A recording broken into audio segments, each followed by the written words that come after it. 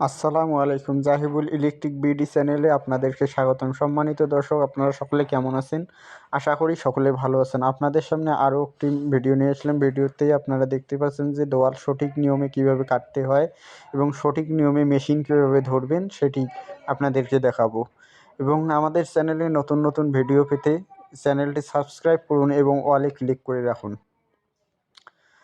সঠিক নিয়মে আসলে দেওয়াল কাটতে হয় এবং কিভাবে কাটতে হয় সেটি আপনাদেরকে দেখাবো। এবং এখানে একটি পয়েন্ট বের করতেছি, সেটি পয়েন্ট হলো যে ওয়াশিং মেশিনের জন্য।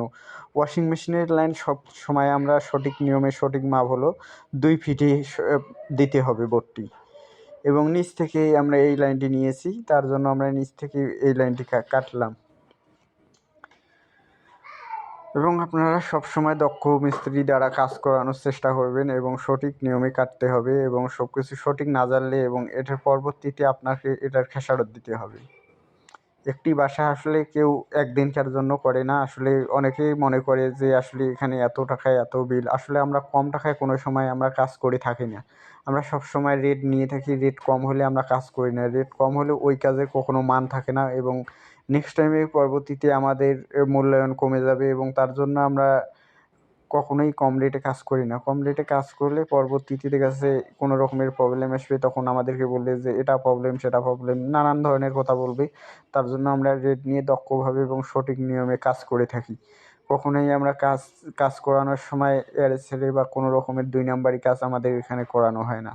আমরা সঠিক নিয়মে সঠিকভাবে কাজ করে দিব এবং আমাদের রেট বেশি লাগবে, তার জন্য আমরা দক্ষভাবে এবং সময় নিয়ে কাজ করে থাকি। এবং আমরা কম সময়ের ভিতর কাজ হ্যান্ডওভার করব এবং পরবর্তীতে বিভিন্ন রকমের সমস্যা দেখা দেবে, এরকম কাজ আমরা কখনো করি না।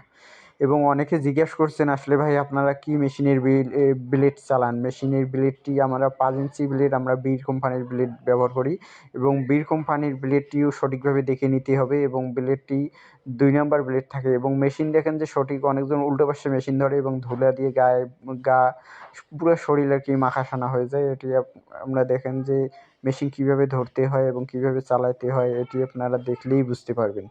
আসলে মেশিন কোনো সময় উল্টো পাশে চালাবেন না। হাতের ডাইন দিকে মেশিন থাকবে, ব্লেডটি উপরের দিকে থাকবে। দেখেন কীভাবে মেশিনটি চালাচ্ছে, আপনারা আশা করি ভিডিওটি দেখলেই বুঝতে পারবেন। ভিডিওটি না টেনে পুরো ভিডিওটি দেখার চেষ্টা করবেন। তাহলে আশা করি আপনারা কাজ শিখতে পারবেন এবং বুঝতে আপনাদের সমস্যা হবে না। যদি টেনে টেনে দেখেন কখনোই আপনারা ভিডিওটি বুঝবেন না ভালো মতো।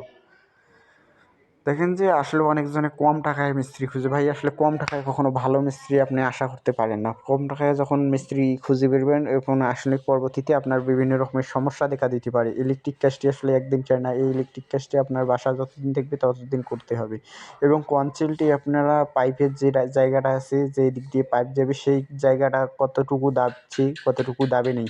আসলে সঠিক নিয়ম হলো যে এটা দাবাইতে হবে সঠিকভাবে এবং যদি এটি ভালোভাবে আমরা কনসিলটি না কাটি এবং পরবর্তীতে এদিক প্লাস্টারে হাড় কম হওয়ার কারণে পরবর্তীতে চিরচির করে ফাট আসতে পারে। আসলে সেক্ষেত্রে আপনাদেরকে নজর রাখতে হবে যে কোনোভাবে যাতে কনসিলটি কমভাবে কাটা না হয় এবং বেশিভাবেও কাটা না হয়, সঠিক নিয়মে কাটতে হবে। এবং এখানে আপনাদেরকে আরও একটি বিষয় খেয়াল রাখতে হবে যে প্রত্যেকটি রুমে যখন সুইচ বোর্ড বসাবেন এবং সেই সুইচ বোর্ডটি আসলে সঠিক আছে কি না। সঠিক জায়গায় না দিলে পরবর্তীতে ওয়ারড্রোব, আলমারি, শোকেস এগুলো দিয়ে ঢাকা যাবে। তার জন্য আমরা সঠিক নিয়মে ক্যালকুলেশন করতে হবে। খাটের মাপ বের করতে হবে, ওয়ারড্রোবের মাপ বের করতে হবে, শোকেসের মাপ বের করতে হবে।